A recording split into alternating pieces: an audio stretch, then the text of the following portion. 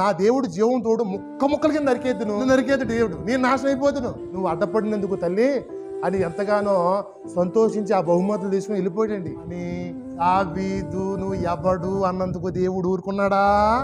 ఫుల్గా ఏదో విందు చేసుకుని, రాజులు విందు చేసుకున్నట్లు విందు చేసుకుని సంతోషం తొలతవుతా ఉన్నప్పుడు అక్కడ రాయబడిన మాట ఏంటంటే, నా బాలును దేవుడు ఏం చేశాడంట? మొత్తెను. ఎందుకు మొత్తాడు? రాజు కాదు, ఒక సేవకుడు అండి. హెబ్రీ పత్రికలో రాయబడి ఉంది, వీరందరూ ఎవరంట? ఆత్మ దేవుణ్ణి ప్రకటించే రాజులండి, ప్రవక్తలై ఉన్నారండి వాళ్ళందరూ.